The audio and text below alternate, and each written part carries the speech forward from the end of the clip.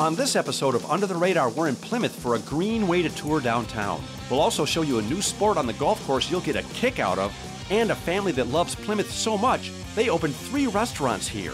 Then we head for Port Huron to watch boats float with Freighter Frank. We'll also discover a city that's moving into a bright future without forgetting its brilliant past. Get ready to explore the cool people, places, and things that make Michigan a great place to be. Under the Radar Michigan is brought to you in part by the Michigan State Housing Development Authority, investing in people, places, and partnerships to help transform Michigan and the Michigan economy. In cities, towns, and neighborhoods, people are building better places to live and better communities. We all have one, that perfect spot, a special place we go to smooth out the ripples of the day. Our perfect spot is calling. Our perfect spot is Pure Michigan. Your trip begins at michigan.org. And by Big B Coffee, celebrating 18 years as a Michigan company. Gift cards, mugs, and coffee by the pound available in store and online. Franchise info available at biggby.com. The Susan G. Komen Race for the Cure series raises funds and awareness in the breast cancer fight, celebrates survivorship, and honors those who have lost their battle. Everyone is welcome. Find a Komen Race for the Cure in more than 140 cities at komen.org. I've been around the world, but there's one place I keep coming back to. And the more I explore, the more I realize it's the place to be. I'm Tom Dalton, and this is Under the Radar Michigan.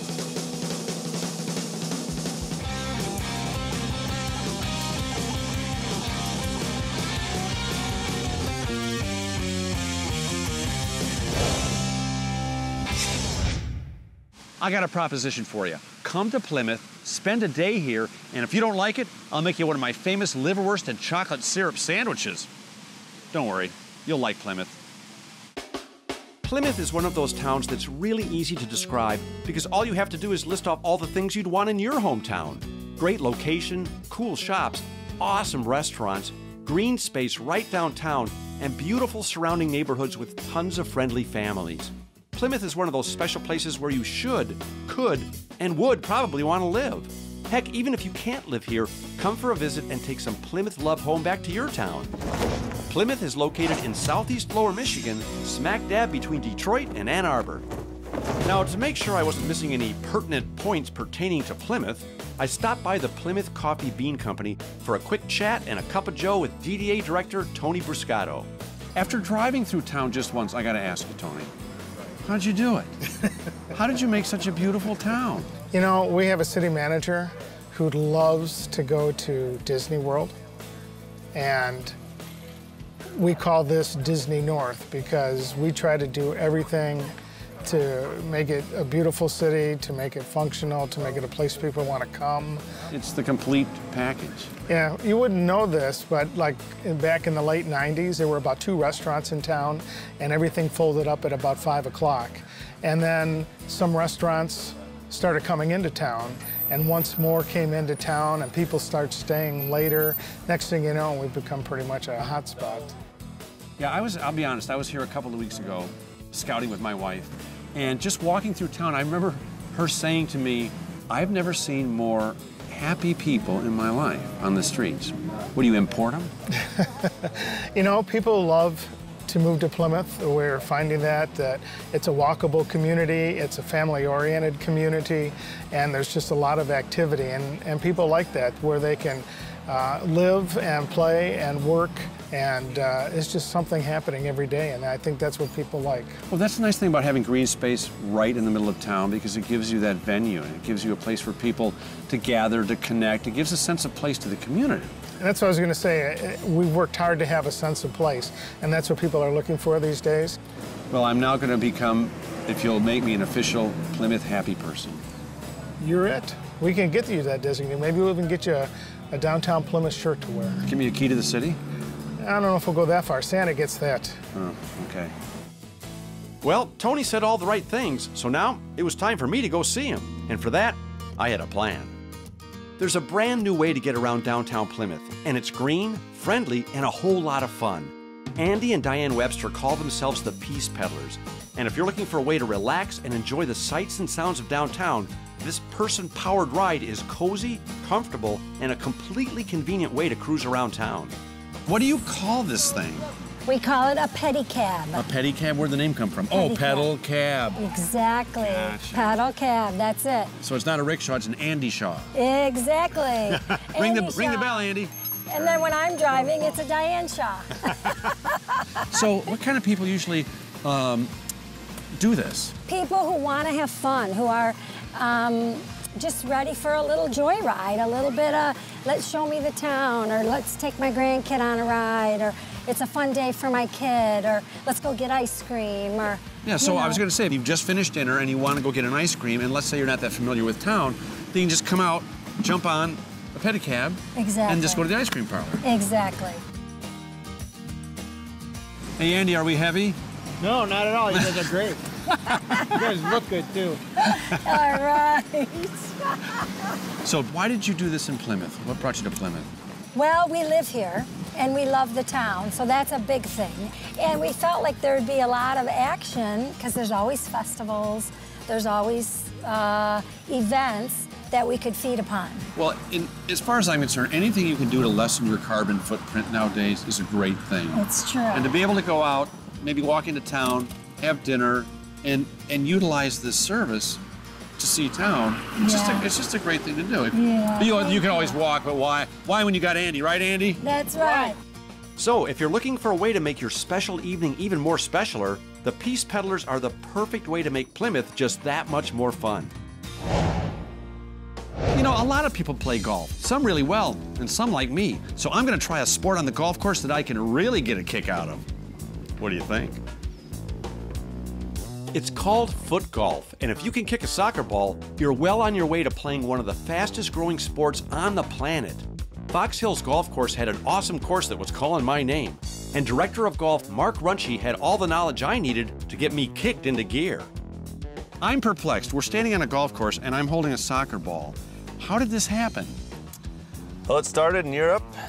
People that play soccer, not golf, so they started kicking the soccer ball on the golf course, dug a hole that was 21 inches and made foot golf out of it. That was my next question, is how the heck is this going into that little, but there's actually a larger hole for these balls. There's a larger hole, but it is the same ratio as the golf ball to the golf cup. So it's all the same rules.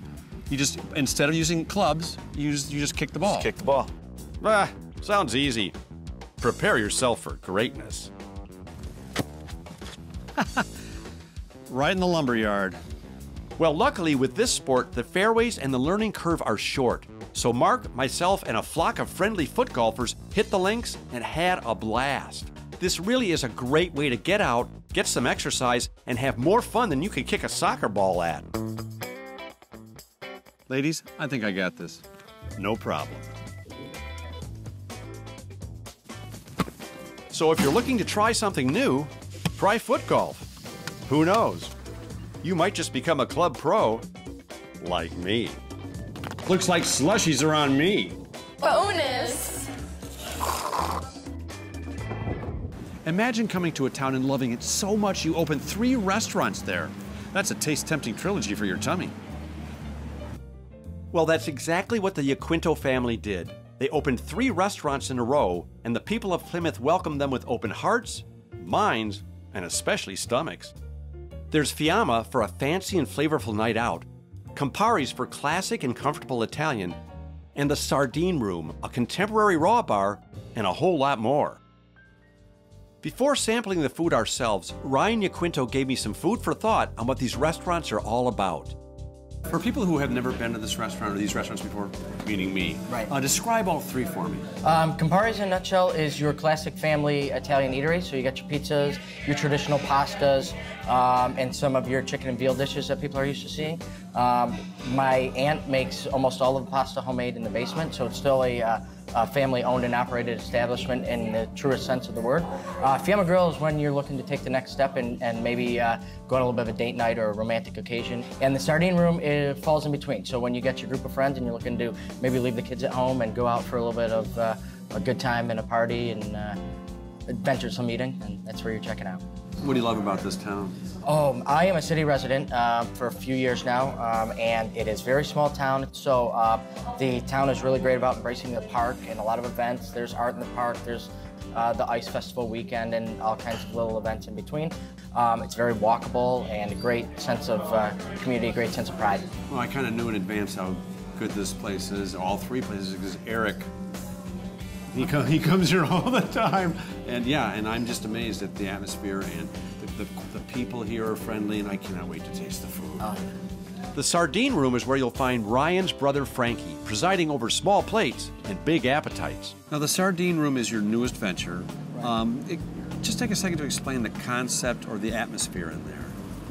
Well, I guess basically the concept, what we had in mind first was really the raw bar, and then on top of it kind of came the shared plates and the small plates and the craft beers and craft cocktails and things like that.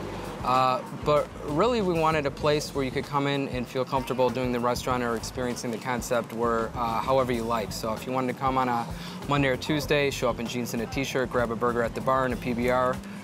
You could do that if you wanted to come on a Friday night, bring a date, get a nice bottle of wine. You could definitely do that as well. So the plan was kind of to let people dictate their own experience in the restaurant. Well, the reason I bring it up is because I'd like to create the experience of free food forever. Yeah, that works too. Free food forever. It does? Yeah, can. I want a handshake on that. Maybe one of these days. Yeah, right. We'll get it right. Not today. Next, I decided to jump into the raw bar pool with Shuckmeister Scott Rochon. So how do you shuck an oyster? First of all, is it dangerous? And secondly, do they bite? It can be a little dangerous. Luckily, they don't usually bite. Okay. First, you take a oyster and you place it on the center of your towel. Center of my towel. And then you fold over the one side.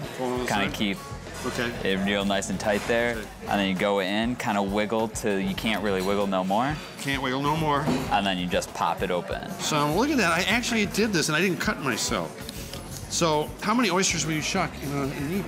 In an evening, anywhere from 300 to probably about 1,500. Is it true what they say about oysters? What do they say about oysters? No, then never mind. If you don't know, never mind. Well, after mastering the fine art of not cutting my finger off, we worked our way back and forth between the three restaurants to get a general consensus of overall diner delight. So what do you love about these restaurants? Oysters are awesome here, and we have a great time every time we come here. Love it. Oh, the oysters, buck a shuck, $2 beers. I mean, everything is just great. And plus you meet really good people like you. Oh, you're just saying that. So we are at which restaurant? I'm just as a test. Campares in Plymouth. And what do you like about the restaurant? I love the atmosphere, love the food, love the wait staff. They're fab. Fab? Fab. Fab. I haven't heard that in a while. So I noticed you're at Fiamma's, which is the fancier restaurant. Is this a special occasion? No, it is happy hour. You just like fancier, a little more high-end, classier happy hours. Yes, that you can belly up to the bar with some neighbors. With some fancy neighbors. Fancy neighbors, yes. Right. Well, regardless of the level of fanciness you prefer, there's no doubt you'll find it at one of these great restaurants. The only tough part will be deciding which one's your favorite. As for us, we couldn't imagine a better way to cap off a great day of exploring the friendly and beautiful town of Plymouth. We met some great people, toured the town, had some fun in the sun, and ate like kings. And that, my friends, beats my favorite liverwurst and chocolate syrup sandwich any day of the week. You know, when I want a town on the water that's got a great past, a vibrant present, and a bright future, two words instantly come to mind: Port Huron. Hey, look, a boat! If you've never been to Port Huron, you're missing out on one of Michigan's most popular ports. The city stretches 7 miles along the St. Clair River at the base of Lake Huron and is a boater and water lover's paradise. It's also an international border crossing marked by the spectacular Blue Water Bridge.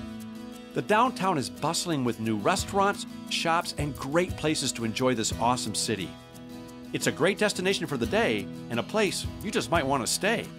I've always loved it here, and that's why we're back. Port Huron is located on the eastern Lower Peninsula, right where your thumb meets your knuckle. As much as I love this town, there's one person I know who loves it even more, and that's Marcy Fogel from the Blue Water Area CVB.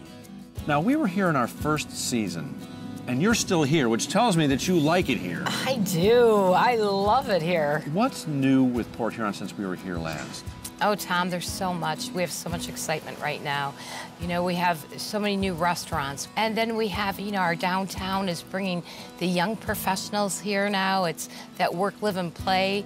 We have over 58 lofts in the downtown. So there's just a lot of excitement, a lot of fun. We have beautiful, beautiful marinas and boardwalks throughout the downtown. And freighters, I just heard one. Yes, freighters, and yeah, just a lot of boat traffic. And it's just, you know, it's great just for the walking of the downtown. There's so many things to do and see. And then the attractions that we have. You know, we have the Huron Lightship. We have the Huron Lady for our cruise ship.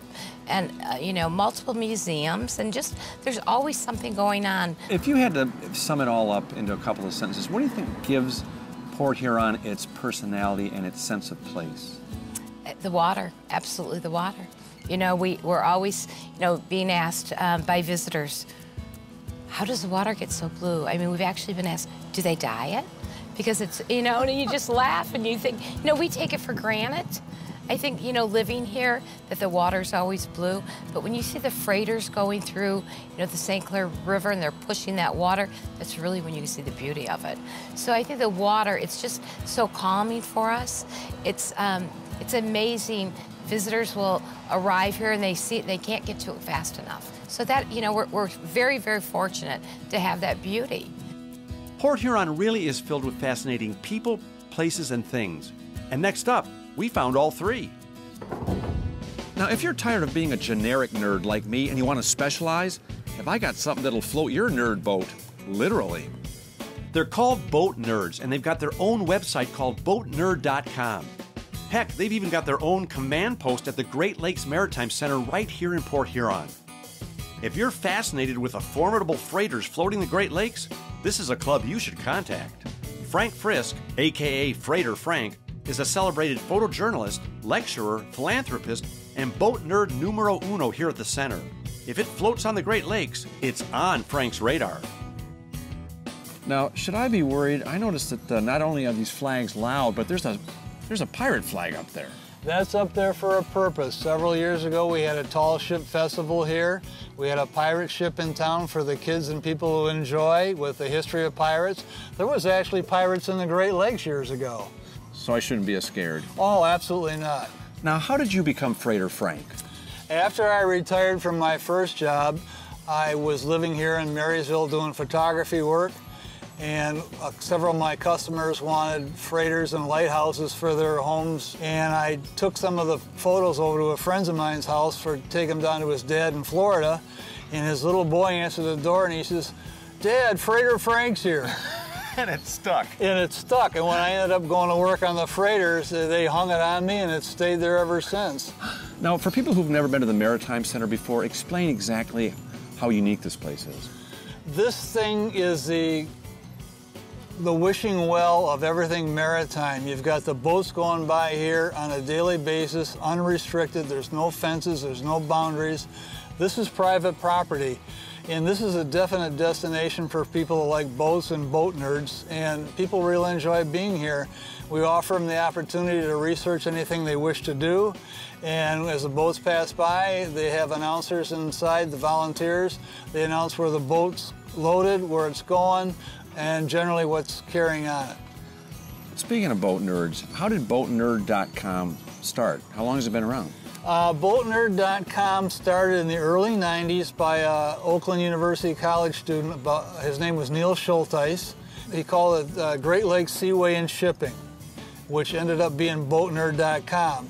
And it's blossomed into a website that's followed. I just checked the counter on the front page this morning. There's just a little over 8 million hits on the website so far this year. One of the coolest things about the center is that live volunteers announce fascinating facts about each massive ship as they slowly pass by. It really brings these classic cargo carriers to life.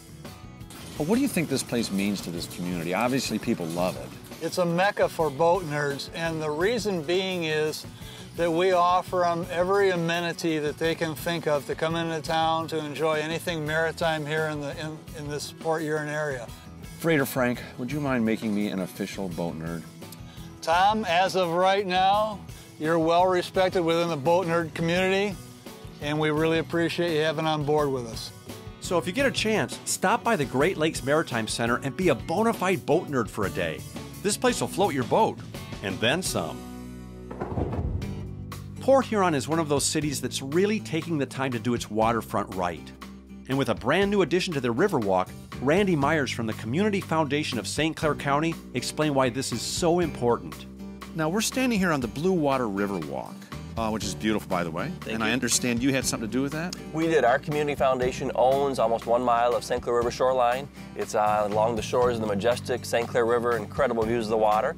And it's one of the great treasures of Port Huron these days. I think for a short time in our history, a lot of people think we moved away from cities, we moved away from the water, and now people are reconnecting with their waterfronts and making them livable and usable and beautiful again. And you've done a great job with this. Thank you. I mean, that really is the key, is how do we reinvent our waterfronts? They served us for hundreds of years. It's just reinventing them in a way that the public enjoys. You're enriching the heritage and the legacy, the habitat, but it's also a huge impact on the economy. It has to work both ways. I'll tell you, I have to admit, I'm very jealous because I love where I live, but to have a waterfront like this would be awesome. It's spectacular here. Can I take some with me? No. Darn it. The Riverwalk really is one of my favorite things about Port Huron. So if you want to take a walk that'll raise your spirits and lower your blood pressure, try a stroll up or even down the St. Clair River. It's a great way to reset your psyche. Next, we made our way downtown to the exquisite Corpse Coffee Shop, which also happens to double as the Gold Rodent Gallery. I guess you could say they've mastered the art of good coffee here. Get it? The cafe sits in a great old building that's been meticulously brought back to life by Rick Mills from East Lake Builders. He's one of the main men behind many of Port Huron's historic preservation projects. You know, I think renovating these old buildings is really noble work because they're more interesting when you're done and they have so much more character. Like this place is incredible.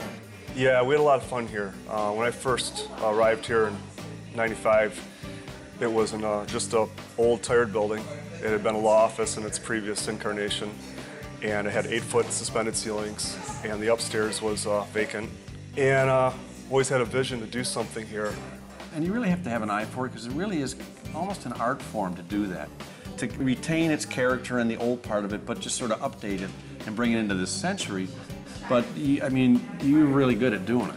Well, thank you, but we try to keep things, again, from the past. You know, I don't want to peel all the plaster off. I don't want to clean the brick so much that it looks brand new. I really want to make it what it is. It's an 1872 building. Well, my house was built in the 1860s. Do you want to work on mine? I'd love to. Really? Yeah, sure. Do I need money? Oh, he answered that. Darn it. And let's face it, they'll never make buildings like this again. And that's why the work builders like Rick are doing is so important. If these beautiful structures were gone, we'd miss them for sure. I'll tell you what, it's been a few years since we had the pleasure of visiting Port Huron.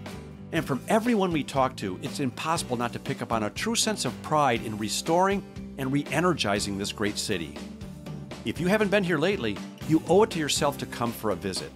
Just be prepared, because once you get here, you might never want to leave. I sure don't. Hey folks, you want to become part of the League of Extraordinary UTR Super Friends? It's super easy. Just go to utrmichigan.com. You can watch episodes, tell us where to go next, get information on all the places we've been, and even get UTR wearables like I'm sporting right here. Oh, and you can even get our new book, Under the Radar, the First 50, featuring our first 50 episodes and DVDs of all of our shows. So become a UTR Super Friend today. Go to utrmichigan.com. It's super cool and super easy. Under the Radar Michigan is brought to you in part by the Michigan State Housing Development Authority, investing in people, places, and partnerships to help transform Michigan and the Michigan economy. In cities, towns, and neighborhoods, people are building better places to live and better communities.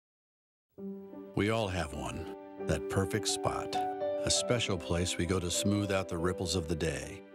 Our perfect spot is calling. Our perfect spot is pure Michigan. Your trip begins at michigan.org. And by Big B Coffee, celebrating 18 years as a Michigan company. Gift cards, mugs, and coffee by the pound available in store and online. Franchise info available at biggby.com. The Susan G. Komen Race for the Cure series raises funds and awareness in the breast cancer fight. celebrates survivorship and honors those who have lost their battle. Everyone is welcome. Find a Komen Race for the Cure in more than 140 cities at komen.org.